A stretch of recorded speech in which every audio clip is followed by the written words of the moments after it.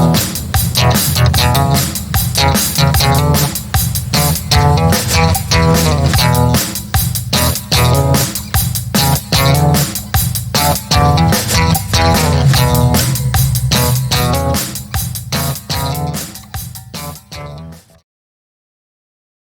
afternoon. I'm Professor A, and I can love my fellow man, but I'm damned if I'll love yours. Joining us today on The Lyric Professors is, as ever, Professor Dogger, the Malinois of misbehaviour, and on the other side of the world, Professor J. How are things on the other side of the world, Professor J? Yeah, very good. Thank you very much. Today's chord, the Hendrix chord. You know the name of the Hendrix chord, Professor A? You have told me at least twice before, but no, I don't remember it, I'm afraid.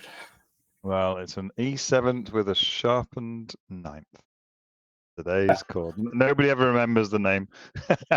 No, not it's just surprised. odd chord because it's an E7, and then you're adding in the sharpened ninth, which is essentially a minor note. Really? Well, there you go. So it's a major minor. Major minor. Excellent.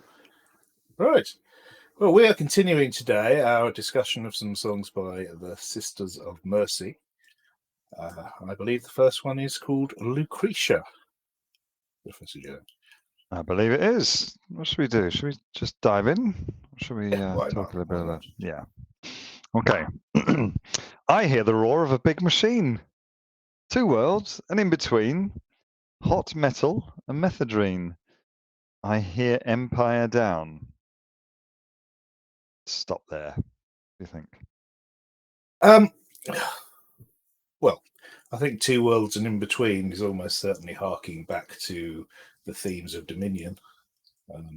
Two worlds being the two worlds being the USA and the USSR, and what's in between is Europe. So that's about the Cold War again, I believe, that particular line, although I don't think the whole song is. What about the roar of a big machine? What do you think of that? Do you think it's possibly the roar of the big machine that is the Sisters of Mercy coming back from? I mean, I've got a very different opinion on this song to you already. So, I mean, let's just backpedal. Lucretia. So the song is Lucretia, My Reflection. Is Lucretia a popular name where you are, Professor A? It could well be these days, actually. People are called some very strange things. Yes. Well, there's actually two answers to this, two possible answers. One which is a definite, and the other one could also be alluded to. Well, hang on. Let's. No, I'm laughing at what I'm about to say about this name. Oh, so Lucretia is a special name. Do you know what it means? I don't know. It means it's from the Latin lucrum, meaning profit or wealth. Yeah, I was going to point out that it includes the word lucre, which is money. But, yes. So in the last 200 years in the US, there have been 10,428 babies named Lucretia, which puts it approximately number 3,572 in the popularity list of names. There have been no babies named Lucretia for the last 3 years, but in 2018 and 2019, there were 5 Lucretias born in the US. Well, they'll feel pretty special when they grow up, then, won't they? Yeah, I looked at the UK records and couldn't find it mentioned anywhere. So, well, I'm surprised actually because there was the TV drama, The Borgias, was quite popular a few years ago. I'm surprised there weren't a couple after that came out. Yeah, that's true. So, yes, that's one of the two Lucretias I was referring to, Lucretia Borgia. What do we know about Lucrezia, as it should be? What do we know about her then? She was Italian, right? Yeah. Well, nice. Yeah, she was the daughter of a pope, Rodrigo Borgia, or he became pope. Pope's not known for having daughters these days. No, that's very true. Yes, and possibly unfairly from a an objective historical eye, she had a reputation for being very conniving and for poisoning lots of people. And she was the one who had like 10 children and died shortly after her 10th child was born. Is that right? I could well be. And That's I forget when she was around. She was sort of 1400, 1500. Well, I think it's important to differentiate these two Lucretias, right? So there's Lucretia, who was, like you said, Italian Middle Ages, so from 1400, 1500. I think it was 1540s. Renaissance period, wasn't it? Yeah. Who had this? Yes, as you said, she was. She had a a string of lovers, and she had a tale about her. And what do you know about the other main Lucretia, Professor A? The other Lucretia is from Latin Roman times, and I'm not really sure what we can say about her, because there's a certain word which apparently you're not allowed to say on YouTube anymore, even talking about things historically. Yes, so she was. There were some relations with the Etruscan king Sextus Tarquinius, and after that, she initiated her end. Which after making sure her husband and her father promised to avenge her.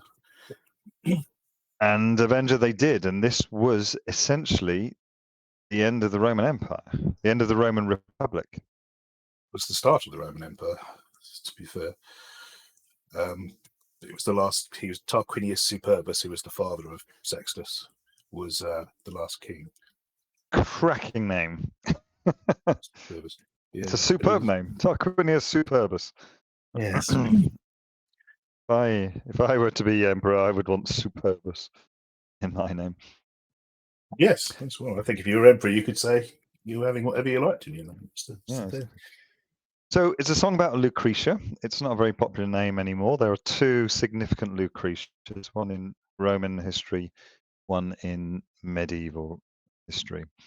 So what I've heard is this was Eldritch's kind of welcome to the band song. And the two worlds were still, he's not got over the breakup of Sisters of Mercy and the Mission. So as we spoke about in the last episode, Wayne Hussey and Craig Adams left the Sisters of Mercy and created, after some very unhappy times, they finally landed on a group called the Mission. And it's suggested that he's talking about the two worlds between the Sisters of Mercy and the Mission. Yeah, I mean, I think with a lot of his lyrics, there are intentional dual meanings. He's a very intelligent lyricist. I think it's probably both. So it could be the two worlds in between. So this could be the Sisters of Mercy and the Mission, or it could be, what do you say, US and Europe and Russia. The Cold War. Yeah, the Cold War again. And then he mentions hot metal and methadone. So what do you know about methadone? Oh, that's one of those lovely amphetamines he loves so much, and says how logical they are. I've seen it posited that this is referring to the amount of amphetamines that were consumed by both sides in the Second World War. The Royal Air Force pilots were given amphetamines to be able to conduct their missions without needing so much rest.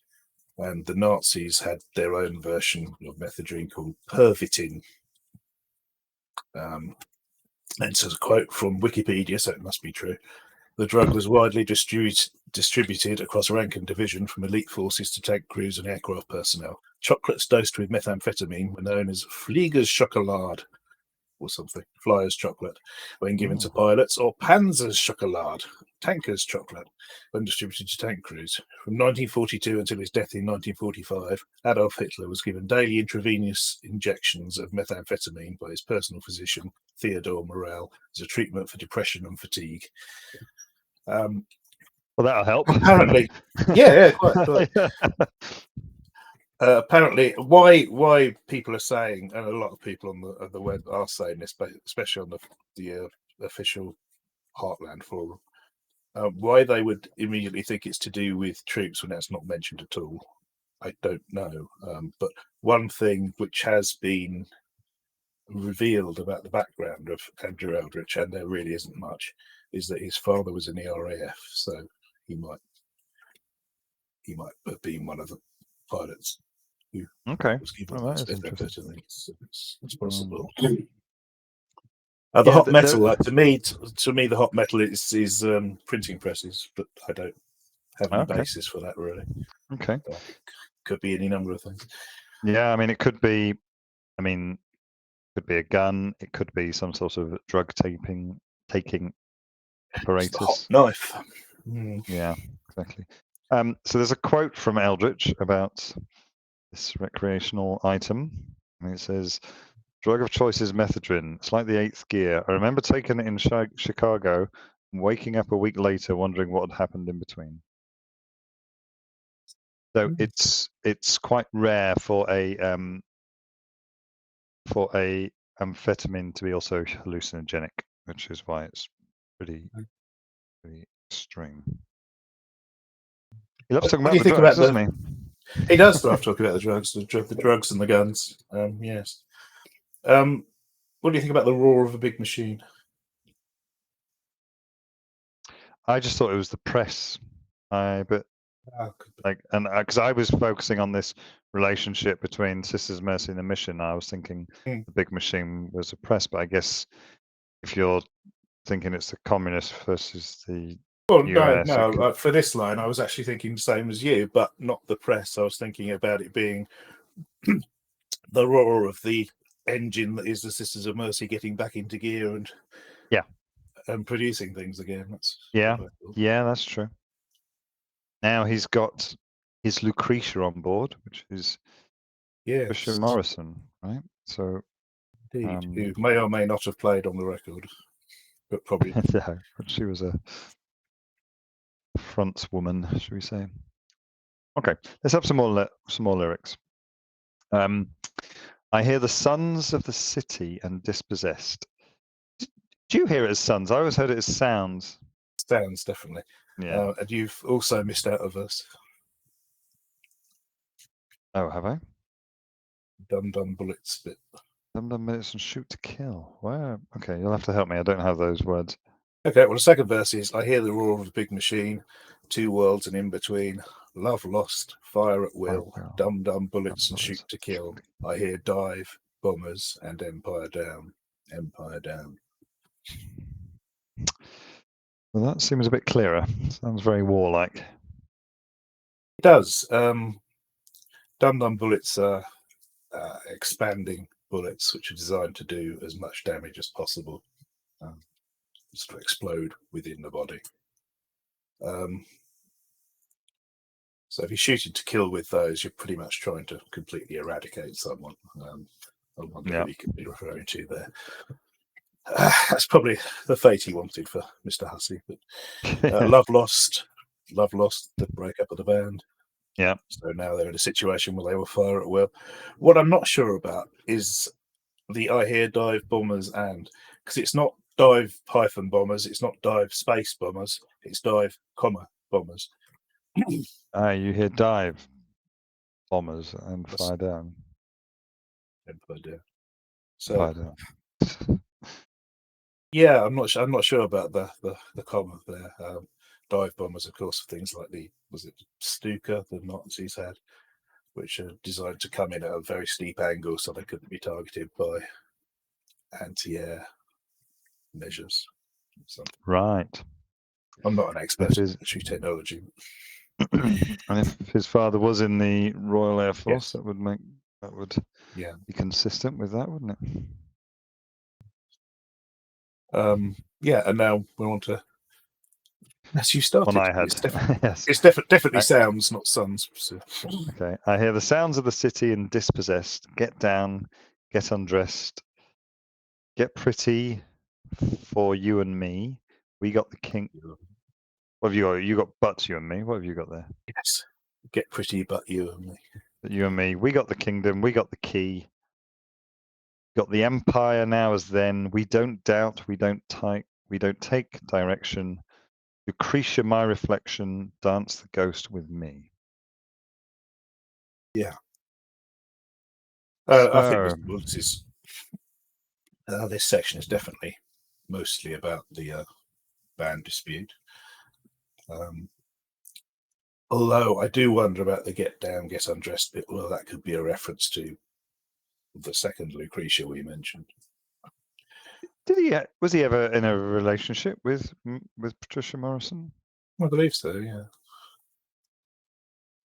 I think so. I don't know. I wouldn't want to slander anyone, but I think so. She's now married to Dave Vanian out of The Damned, of course, Yeah. with whom she plays bass, and apparently actually does play bass in that band. So this whole bit about go ahead. Sorry, we got the kingdom, we got the key, we got the empire. Now as then, that's Sisters of Mercy are strong as ever. Yeah. Despite Hussey leaving, and Adams, it wasn't just Hussey. And the band is still a we, because Patricia Morrison's part of the band. Yeah. Whether playing instruments or not. We don't have any doubts about our future. We don't take direction. We're not going to be told what to do. And then Lucretia, my reflection, and this I believe he's saying that his Lucretia, as in Patricia Morrison, is sort of the female counterpart of him, his reflection. Yep. And then Dance the Ghost with me. This one, people aren't. It's a lot of people say it's a reference to the band formed by Gary Marks, the original lead guitarist, after he left the Sisters. Yeah. But I think this might have been written just before that. Oh, really? I can go to, if I could give you a quote from the Heartland Forum, one of their users called Stu Fark says, I suspect that the Welcome Patricia angle really only refers to using the name Lucretia, which ties in with her look. The song itself seems to be much more political, with overt images of war, propaganda, and empires rising and falling. Well, miss out the next line because it covers something we haven't got to yet. One of the pivotal moments in consolidating that empire, the American empire, was by suppressing the Native Americans at the massacre at Wounded Knee, which was brought on after increased performances of the controversial ghost dance ritual. I believe the ghost dance ritual in Native Americans is to do with regeneration and growth, I think. But at that time, it somehow got linked up with the regeneration being kicking out the white man. Which it was a North American Indian movement which sought to achieve unity with the dead souls in order to return to the lifestyle destroyed by the arrival of the European.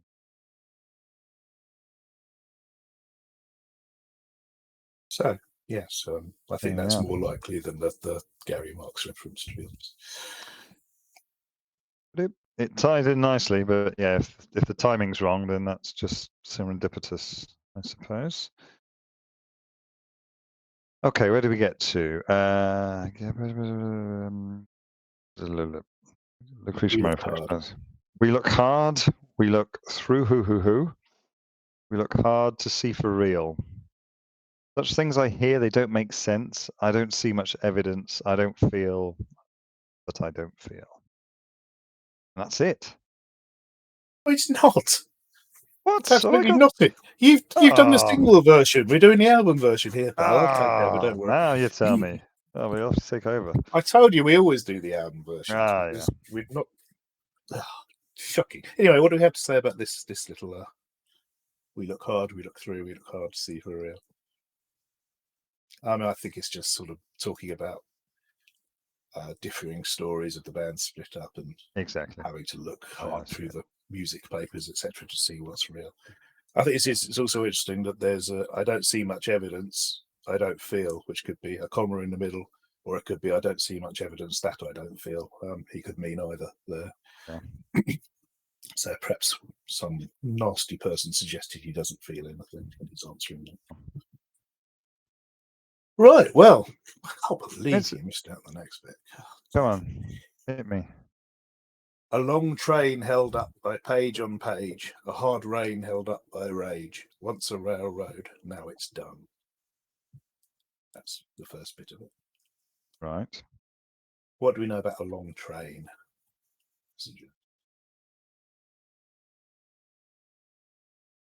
There were some trains in the US. Yeah, there were. Well, I can tell you for one thing, the B side of the single, which you studied, obviously, was Long Train. Yes, of course it was. But so there are many interpretations for this line, a long train held up by page on page, including that it being a commentary on Margaret Thatcher's privatisation of the railways in the 1980s, which led to pages of grievances because they were never on time again and still aren't.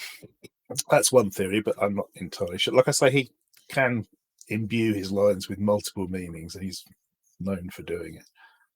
Yeah. Another one is saying that the progress of the Sisters of Mercy being the train was held up by legal wranglings with the mission, so page on page of lawyers' notes and things.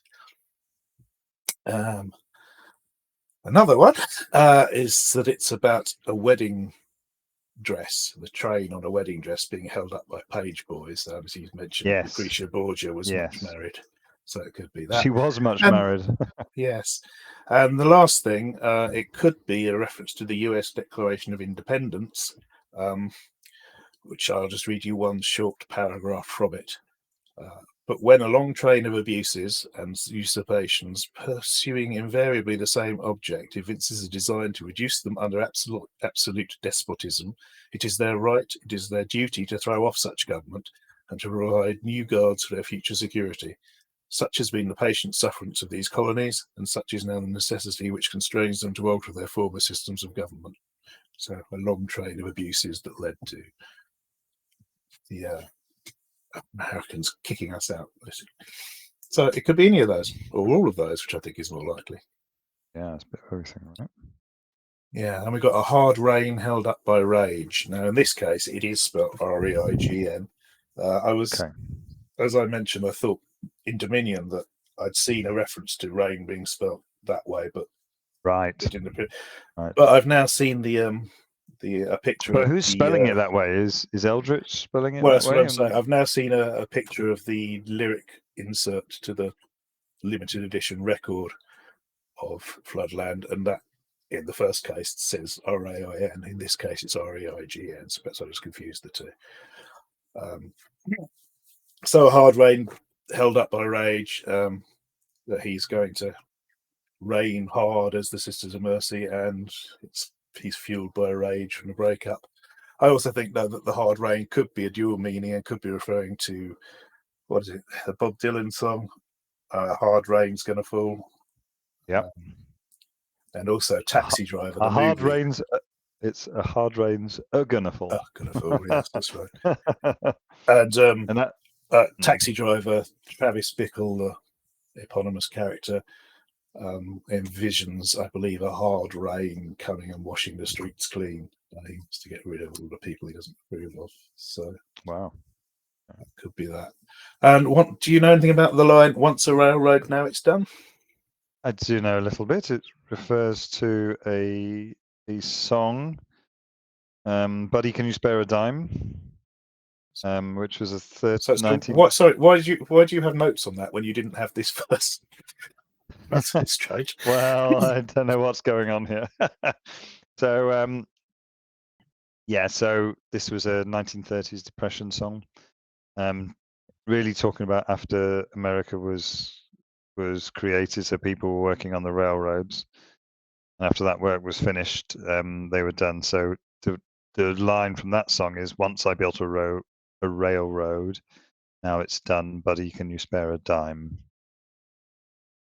It's actually "Brother, Can You Spare a Dime" in the original. Okay. But yes, written in 1930 by E.Y. Harburg. Bless you. He might be. Yes, quite. So yeah, that's that verse, and then we've got "I hear the roar of a big machine, two worlds and in between, hot metal and methadone, I hear Empire down." We've got the Empire Now's then, "We don't doubt, we don't take reflection, Lucretia, my direction, dance the ghost with me." So he swapped reflection and direction. in that case. So basically saying that Lucretia now, Patricia Morrison gives him direction. Yeah. Band's new direction, and they don't take reflection. They don't sit around and think about things they're getting on with. So basically, he's sticking two fingers up at Hussey, and at the same time, sort of tying in some sort of American communism type stuff. Is that what we think? Yeah, and a bit of history. He likes a bit of history, I believe. He likes it. Having read various interviews with him, he's very into his history. It's a bit disappointing that there's no.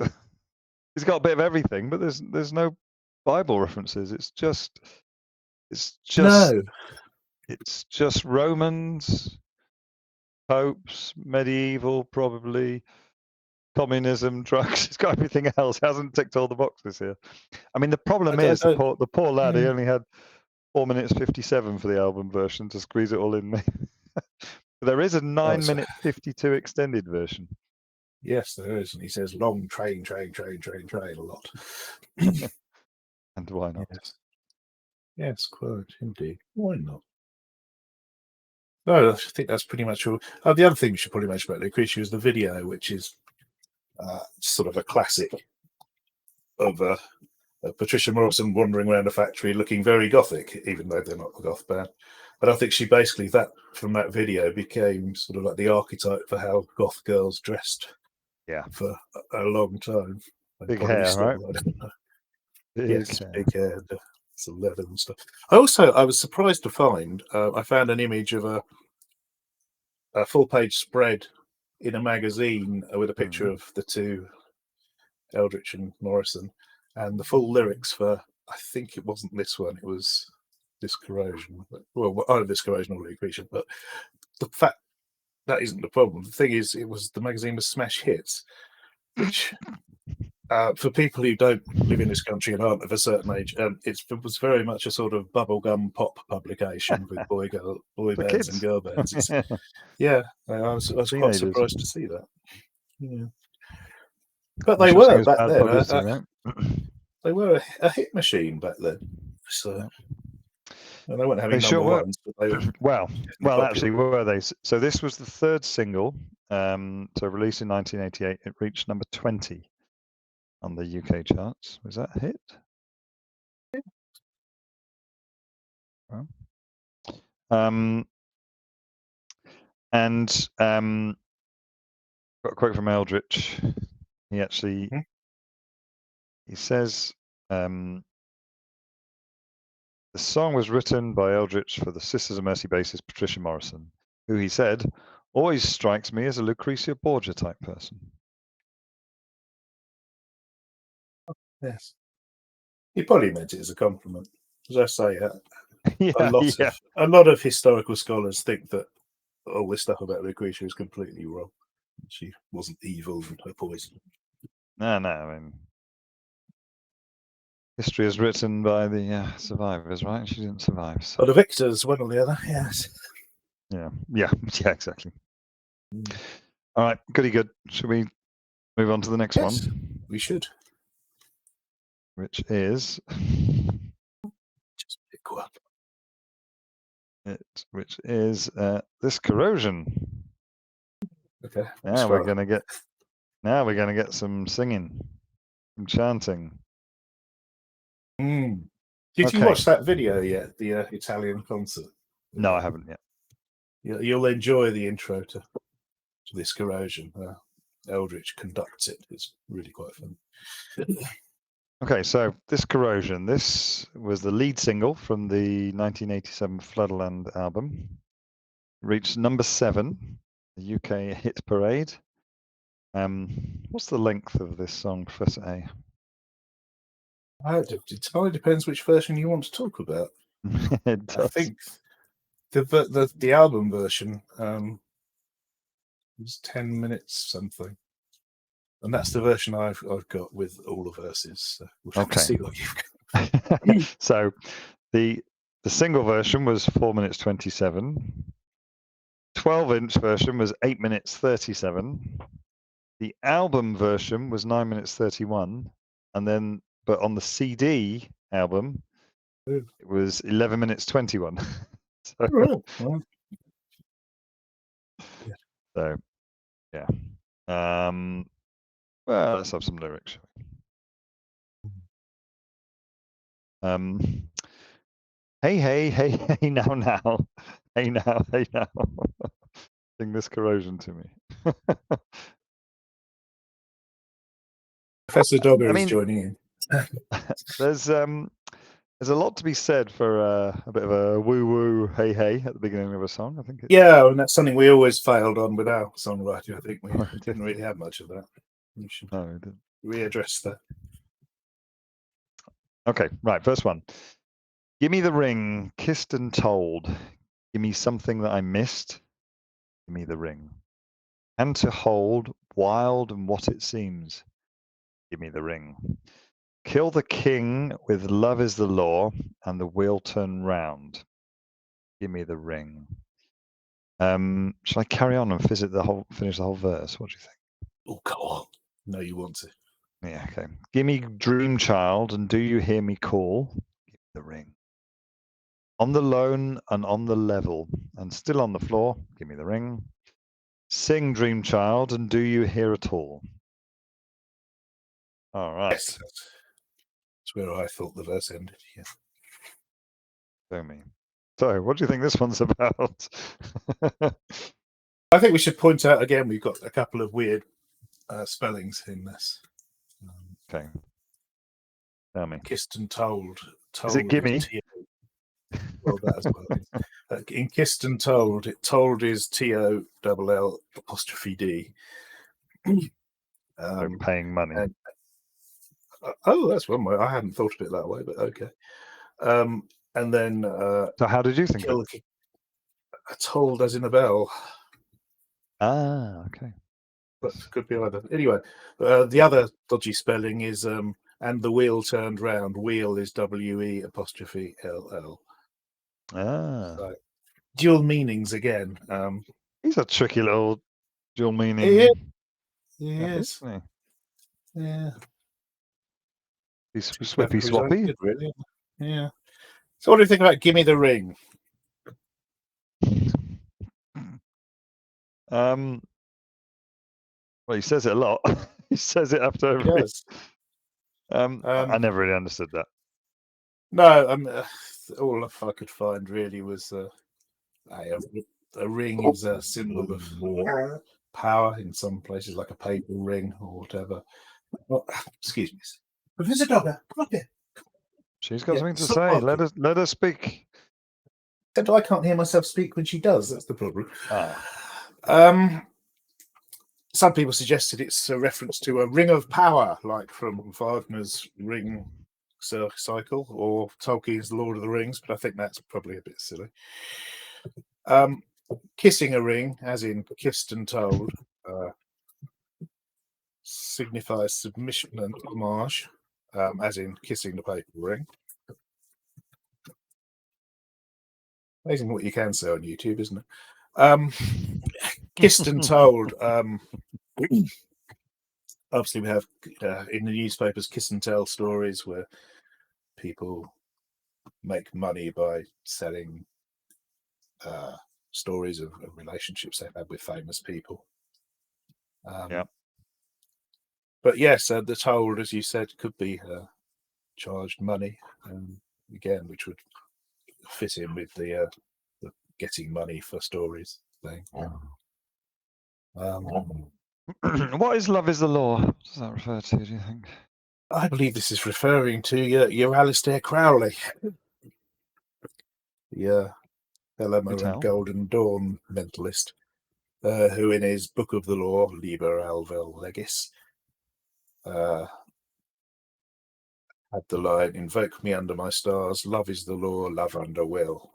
And as I'm sure you are aware, Love Under Will is a song by another, a completely different genre of band called Fields of the Nephilim,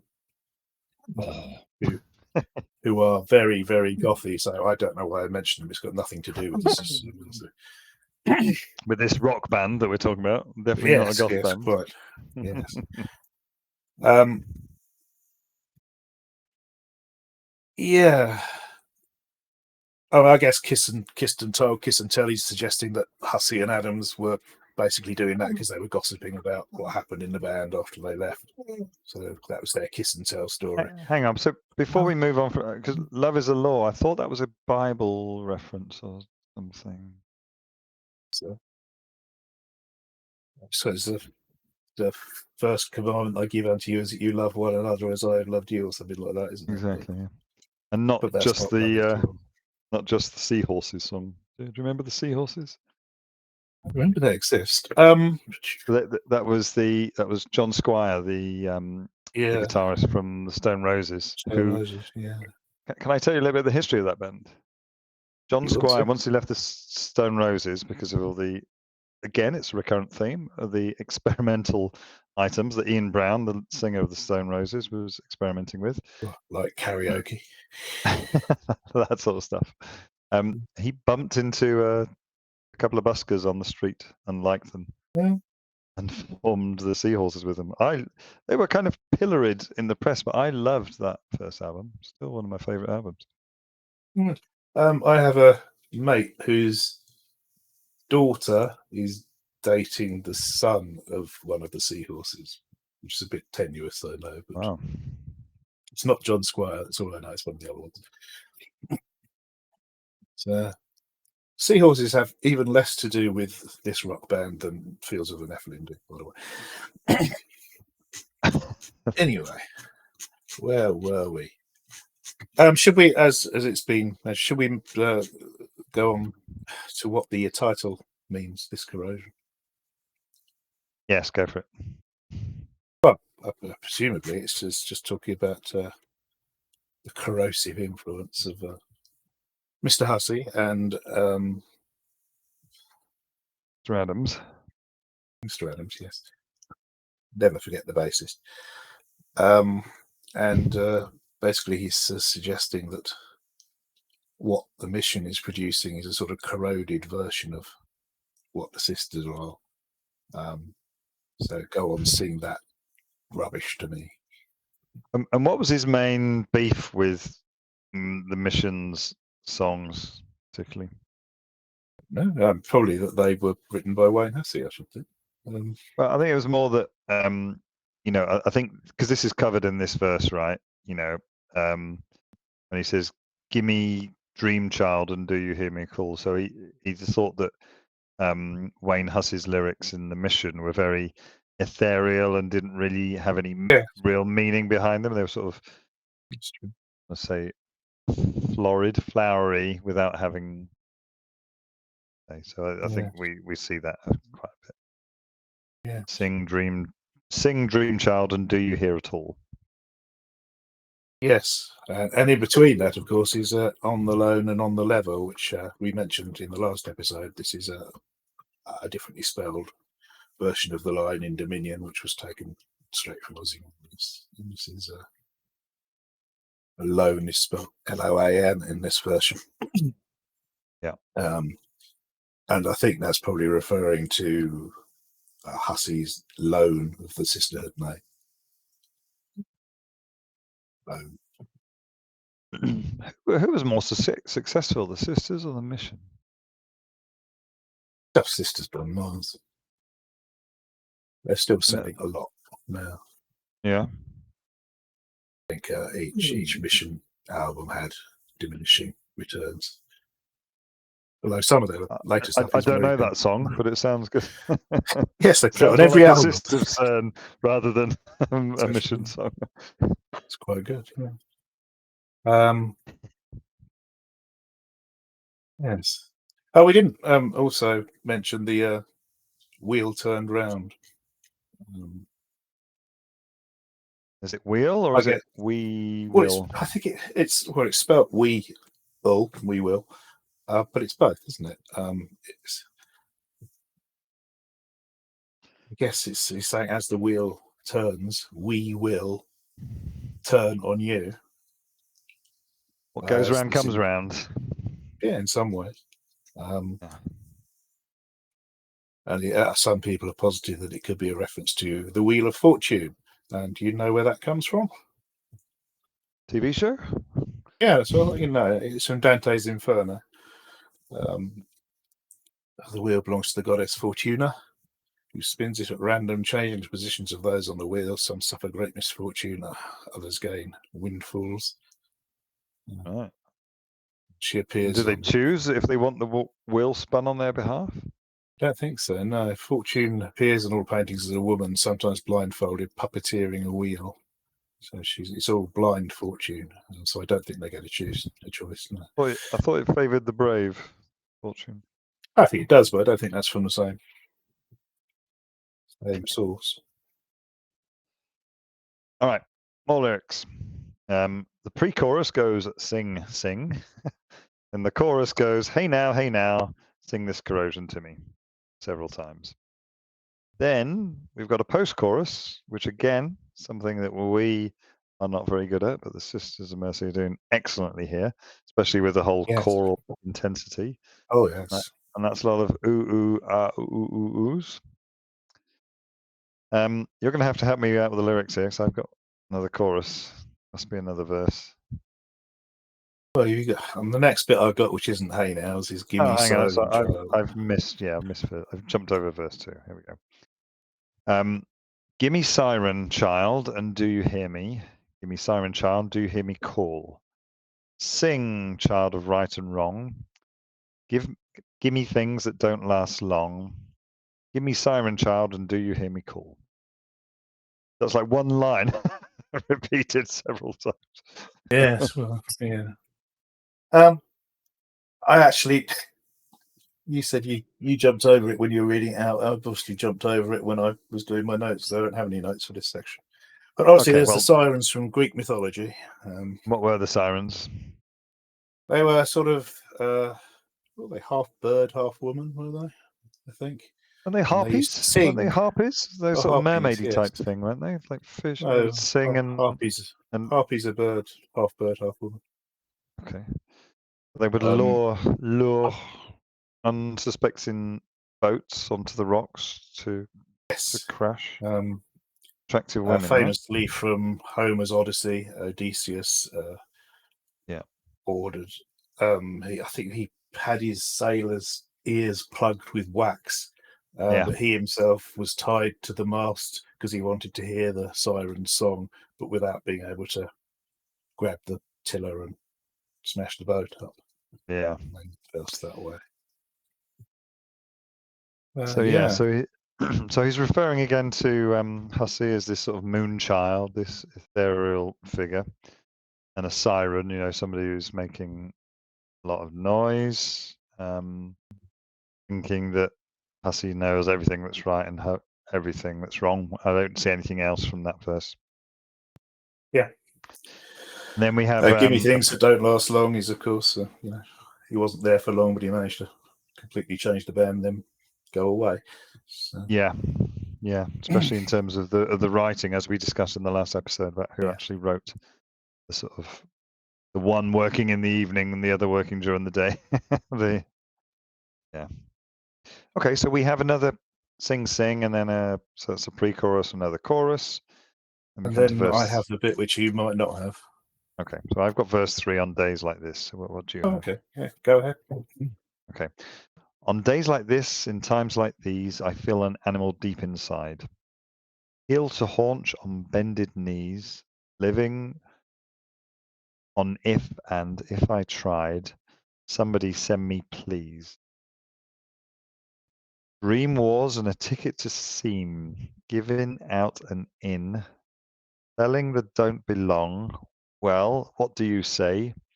Do you have a word for giving away? Got a song for me? Yes.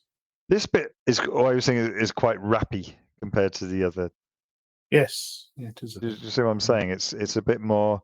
It's less sung. It's more spoken. It's more aggressive timbre in his voice. Similar to Mother Russia. Exactly. Yeah.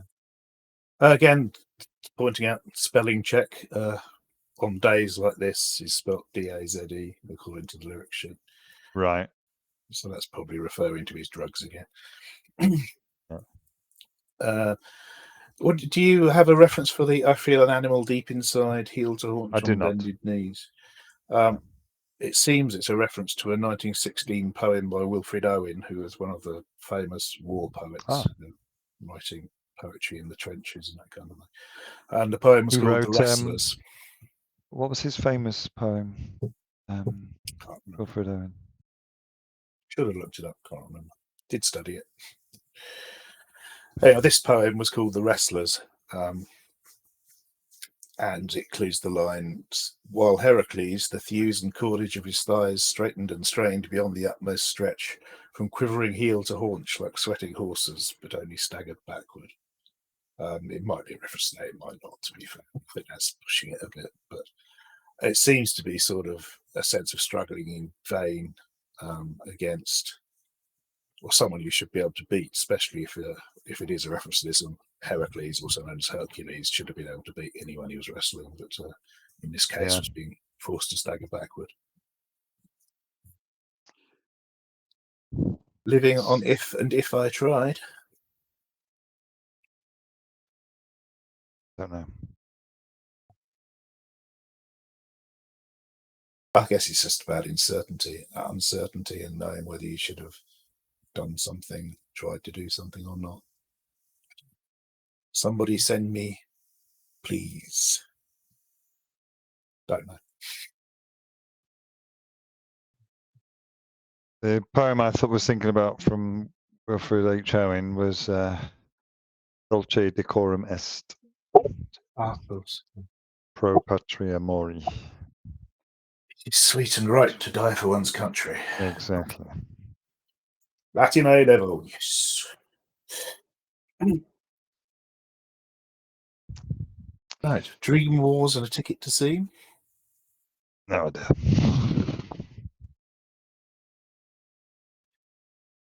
I guess, as you say again, it's about Hussey being a dreamy sort of writer. Yeah, so I think so.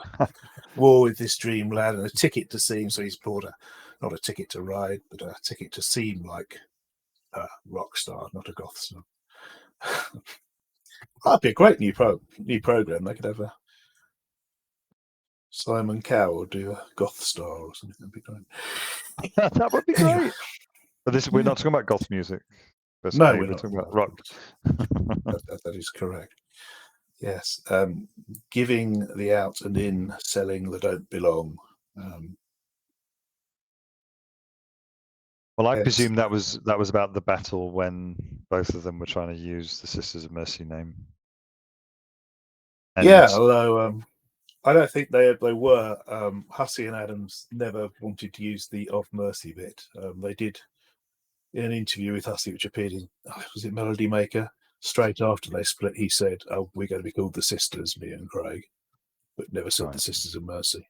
And then they changed that to the Sisterhood. And I'm not going to go to that anymore because we've mentioned it several times, and I really think we should do at some point an extended episode on the whole debacle. Okay, but not this season, probably. No. So what's this? Go ahead. Oh, go. What's this bit about? Do you have a word for giving away? If that word would be gift, which is, of course, the title of the album. I'm talking about it again now. The title of the album that Eldritch released under the name The Sisterhood, yes. To stop those who became the mission from using the name The Sisterhood. Yeah, exactly. And got a song for me, basically. Oh, you got any more of your rubbish songs to proffer to me and make me sing? Also, again, a gift in German is poison, which we mentioned last time out. But exactly. There is an interesting bit that I got a quote from Eldritch about here, talking about that. He says,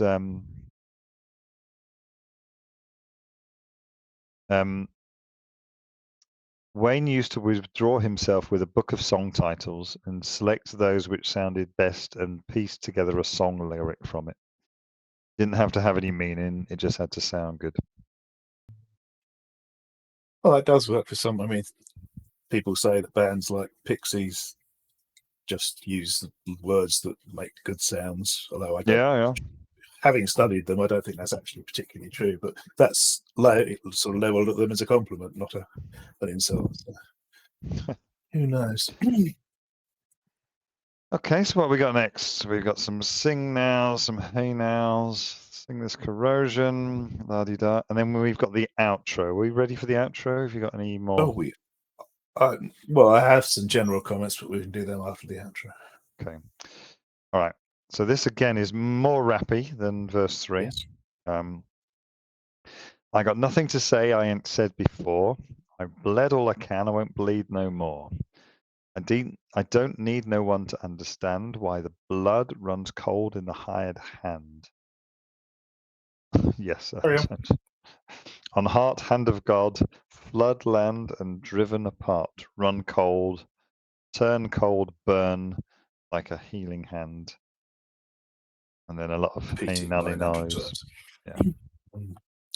Yeah, it's not the blood run cold in the hired hand. It's why the blood run, comma, hold the hired hand. Right. So I've got nothing to say I ain't said before. I better look out, I won't bleed no more. It's fairly simple. I'm done with these guys. Done with these losers. I won. I've got the band name. Yeah. Whatever. I don't need no one to understand why the blood run against just a continuation of that. I suppose he's saying that it did damage him, his blood. Yeah, Ran during it. I mean, he's not saying he was untouched by it. But he's very touched by it because he ain't half singing, going on about it. Yes. True, yes. And the hired hand is presumably Wayne Hussey. He was just hired to be a second guitarist and suddenly thought he was the main songwriter and all that. Hand of God, Floodland and Driven Apart. Oh, the hired hand on Hand of God. As he's saying that his hand is not hired, it's God's hand or whatever. Floodland, of course, refers to the album title and the songs Flood 1 and 2. So it's a bit difficult to discuss what it might mean without going into those songs, which we don't have time for. Driven Apart, obviously the band was driven apart. Also, there's a song on Floodland called Driven Like the Snow. He's talking about his cold blood running and things burning like a healing hand, a hand which that's biblical, I guess. You were saying he didn't have any biblical stuff. It's like he's back with a boom. In fact, yeah, the hired hand bit is apparently probably a reference to John 10 verses 11 to 15. Where a shepherd's servant flees because he's a hired hand and cares nothing for the sheep. So he's basically saying that Hussey's a hired hand and cares nothing for the band, and he's a cowardly person who flees. And like a healing hand, he's just saying, well, that's probably again a reference to. No, it can't be. Hold on. I was going to say it's probably a reference to Patricia Morrison, but it's not because this was written before she was involved. Anyway, it's just basically he's won the war. I think is what he's saying. Yeah, I think so. So I've got some a bit about. I've got some quotation from an interview with Eldritch in Sounds magazine from 1987. He says, "It's about the idiots, full of sound and fury, who stampede around this world signifying nothing. It's about people who sing about the revolution while selling it short, about people who sing about the corrosion of things while they themselves are falling apart. People who miss the point. It's also stupidly over the top bombastic, but rightly so." Then he goes on to say, of the lyrics, "It is, of course, directed at somebody, and it doesn't take a genius to work out who. Although it'll probably take the person concerned some considerable time. Nearly all of the lyrics should be thought of in quotation marks. It would be too confusing to print them all. The words 'this corrosion' are printed in capitals because it's the title of somebody else's songs. I invented this fictitious band and made them sing all these stupidities." Right. Of course, the sound and fury bit in that signifying nothing is a quote from, is it Hamlet? It's Shakespeare, certainly. Is it Hamlet? But the quote is, "Life's but a walking shadow, a poor player that struts and frets his hour upon the stage, and then is heard no more. It is a tale told by an idiot, full of sound and fury, signifying nothing." Life is but a stage. Indeed, indeed. And I have a little. Oh, just to say, this was first performed live in 1990. Because obviously they didn't perform live from Floodland at all because they didn't have a proper band. Right. And it was performed not by the Sister Mercy, but by the Speed Kings, which is one of the two names they use for secret gigs. The other being Near Meth Experience, which I think is brilliant. Yeah. And a quote from, as I mentioned in the last episode, there was an interview last month with the Illinois Entertainer, and the journalist asks or says, "There's a moment after the heel to haunch spoken word bridge on this corrosion where the huge chorus kicks in, and it's probably one of the greatest moments in rock and roll."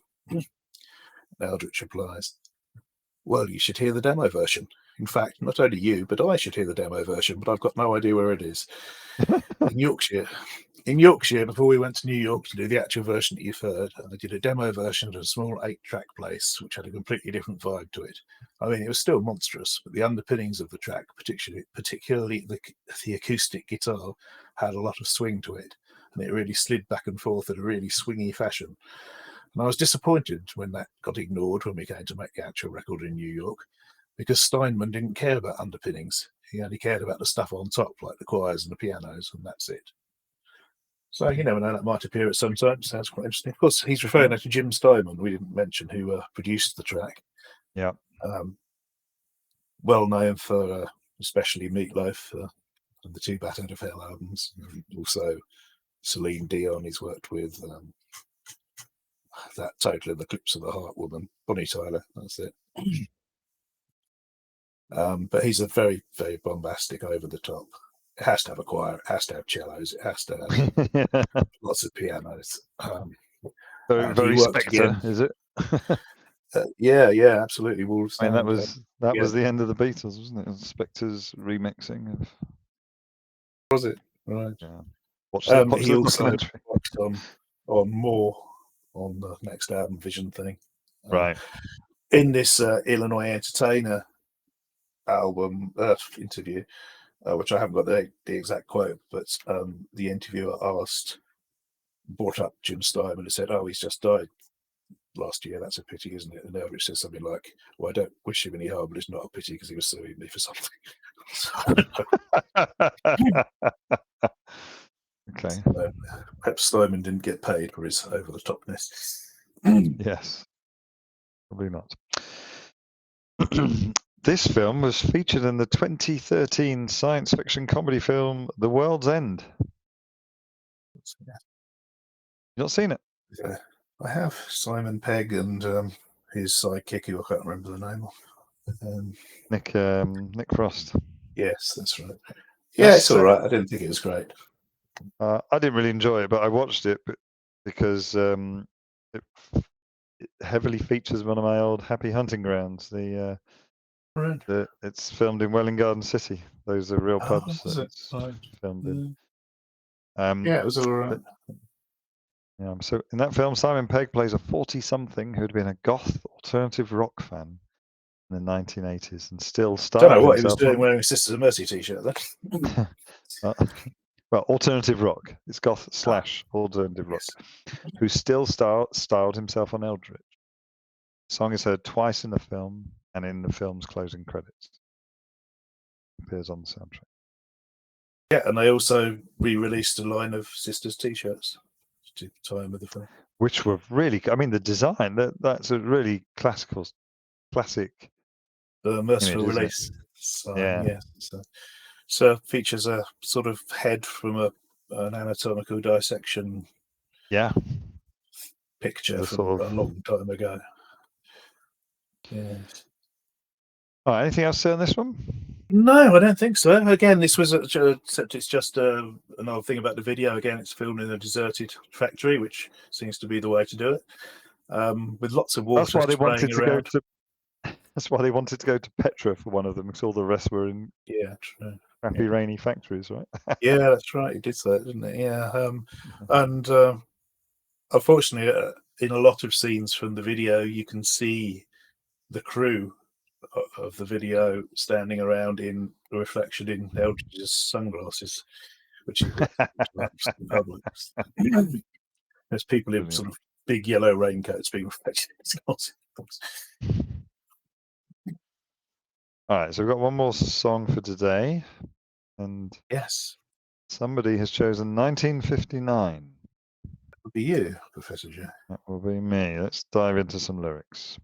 I mean, this is a very different song. This is, it is. It's more of a gentle ballad. It's a beautiful song. Yeah, I don't really have much to say about this except that everybody should listen to it because it is a really, really good song. It's not a rock song. It's not a goth song. It's just a man, and it's not a man on the piano. It's a man in a sequencer, but it sounds like a man on the piano. No piano was actually touched during the making of this song. Oh, really? How did they make it then? It's just sequence notes done on computer. Okay.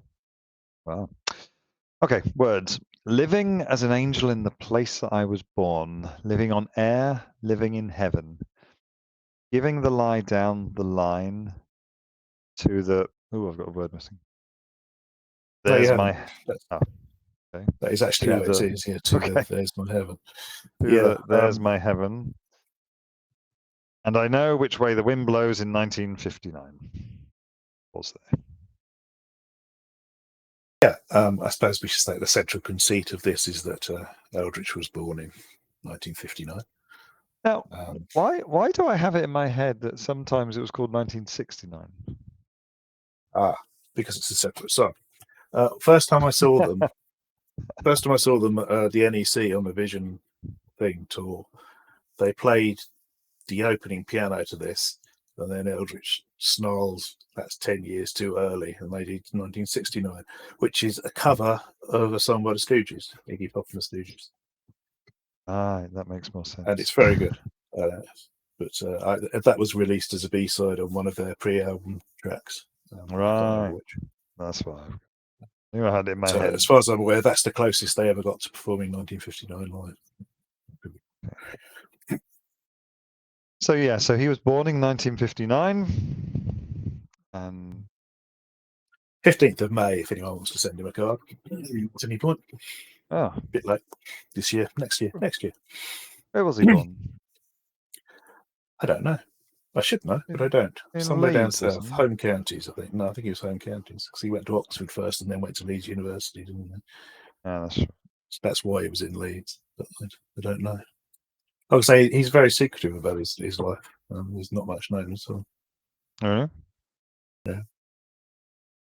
There we go. So what do we think about that?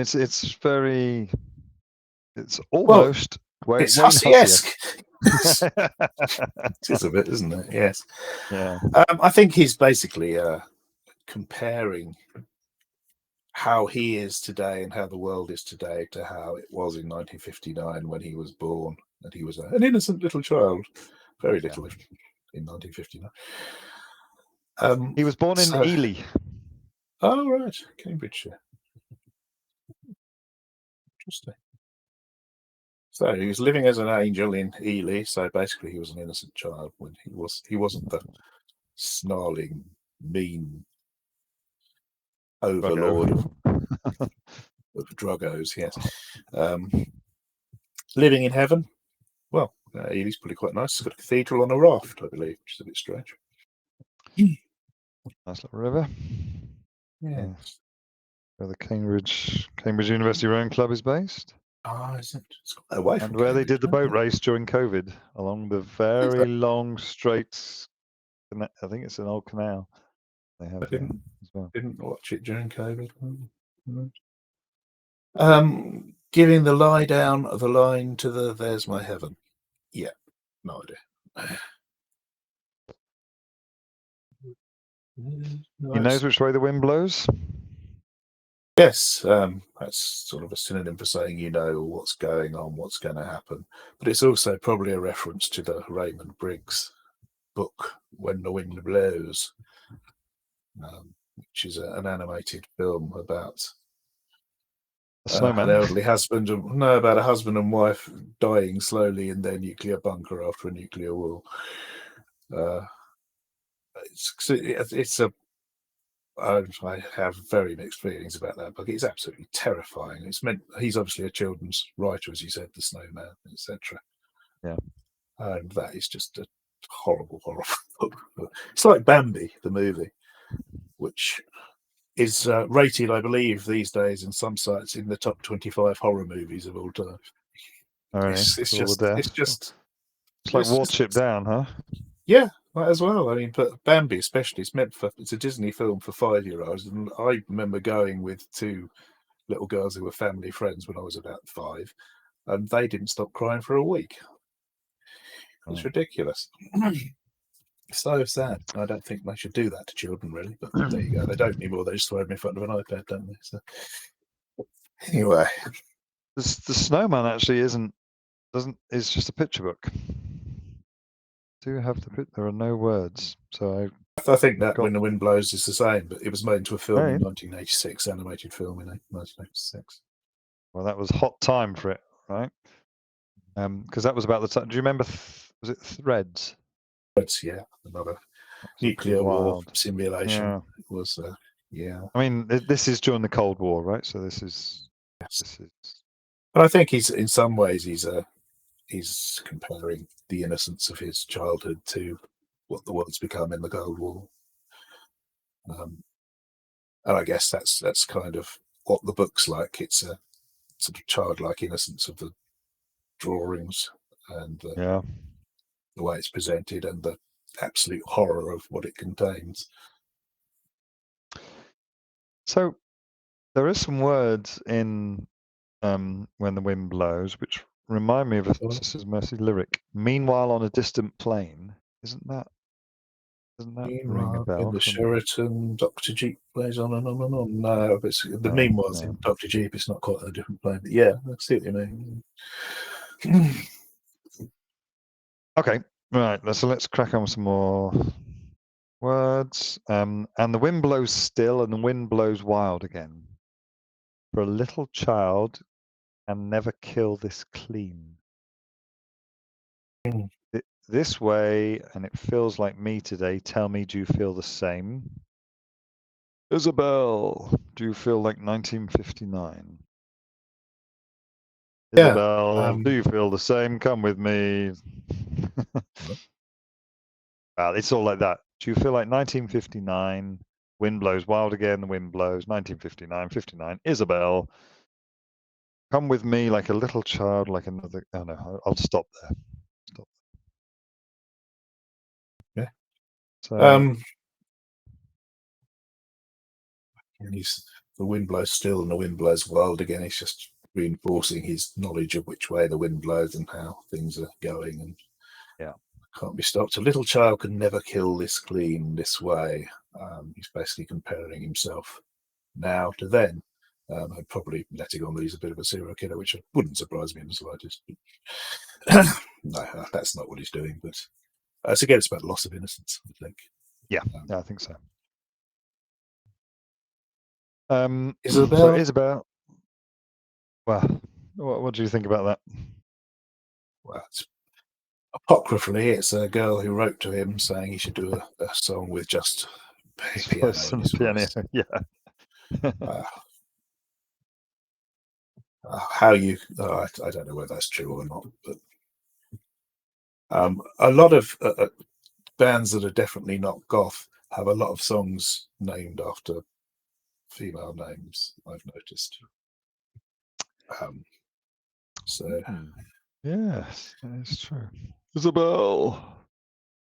Yes. So some more lines. Come with me like a little child, like another gun, like homeless, restless, known to none, like way beyond the line, like it never was in 1959. So I think this is interesting that he's talking about this kind of angelic thing. I used to be an angel. I'm no longer a kid. And then finally, the penultimate line is like it never was in 1959. So it sort of turns the whole thing on its head in the final hurrah, saying that. You think? Well, I don't think it does. No, because what he's saying in front of that is he's talking about being homeless and restless and known to none. And he's saying it never was like that in 1959 when things were great. Okay. I think. Like I say, it's very Hussey-esque, but I don't mean that as an insult in this case. I think it's a beautiful song, but it's fairly nebulous. And looking at the forums and other sources of Sisters of Mercy discussion online, no one's really got much of a clue about it. But I would recommend that people listen to it because it is a beautiful song. It is amazing. It is amazing. Would you like a little quote? Yes. From the Illinois Entertainer, journalist. Your favourite. Have you got a subscription? My favourite. To the Illinois Entertainer. I just found it a very interesting interview. The interviewer says, 1959 is the year of the pig. Eldritch replied, I didn't know that, and that's because I don't care. It was also the year, the beginning of the space race. Was it? Right. Which again sort of ties into this, this constant communist US battle, nuclear war. So was that when Gagarin went up? No, 59 was when was it JFK? We commit to putting a man on the moon within 10 years. Right. Okay. Wasn't that? Which they did exactly, if you believe they got there. Living a lie down the line. Perhaps it's about that. That means that means the drugs. Oh, right. Okay. Yeah, probably right. Well, beautiful song. Yes, another little quote for you from Sounds magazine in 1987, which sounds like the interview you've got, to be honest. He said, I really dispute the idea of childlike innocence. I don't recall anything but being potentially deceitful. I was always very aware of deceit. I remember at 3 reading books about treachery. I had the most treacherous version of Robin Hood that I've ever read. My godfather gave me Lord of the Rings. It was so much more interesting than Peter Rabbit. He's a bit of an intellectual prodigy, is what he's trying to tell us, though, I think. Yeah. And another short quote. Sorry? I've had to suffer Peter Rabbit recently. It's very dull. That'll teach you to breed, won't it? Another quick quote from Bravo magazine to back up what I said earlier. This one was programmed on the computer note by note without even touching the piano key. Also, it's the only one of their songs which isn't a single which has a video. How come it's got a video if it's not a single? Because they released a video compilation just after Floodland, and they needed another track to make it long enough, basically. The video compilation is called Shot, and then they released it again called Shot Rev 2 with another couple of videos on from Vision Thing, etc., which I've got somewhere, but as I haven't got a VHS, it's not much use to me. But yeah, it's have you seen the video? I've got one somewhere. No, I've not seen the video for this one. It's basically it's in a sort of large ornate room with a big grand piano and lots of rose petals. I can't remember if they're on the floor or falling, and he's in a suit crooning into his microphone while Patricia Morrison slumps as if dead over the piano, doesn't move for the whole thing. So they didn't spend a lot on it. It's a nice. They didn't go to Petra. No, they didn't go to Petra. No. So I think that is the 3 tracks we were doing today. So, in summary, we've got drugs, US versus communism, occasional bit of the Bible, and mainly a whole load of his battles with Wayne Hussey and the Mission. Wayne Hussey, yes, yeah. I remember another quote from about this period from Wayne Hussey about the reason for the breakup. He said they'd had a break after First and Last and Always, and during that time, him and Craig Adams had been listening to Motorhead, and they came back and wanted to do that, and they found out that Eldritch had been listening to Stevie Nicks. I find that's a bit hard to stomach, because I think dead or alive guitarist Wayne Hussey is the one who's into the heavy rock. It seems unlikely to me. And speaking of Stevie Nicks, at that same concert I mentioned earlier, he did an a cappella version of one of her songs, which was quite interesting. Wow. So about 5 minutes of him just yowling without any music. Really quite good. Stop Dragging My Heart Around was the song. They also opened with a cover of Comfortably Numb by Pink Floyd. So, wow. Yeah, it was a bit different back then. Yeah. All right, good. Should we wrap that one up there? Next week we will finish off the Sisters of Mercy for good. Yes. This time we might bring them back later. Who knows? So please give us your likes and your thumbs up, and we will see you next time. Au revoir. Ta-ta.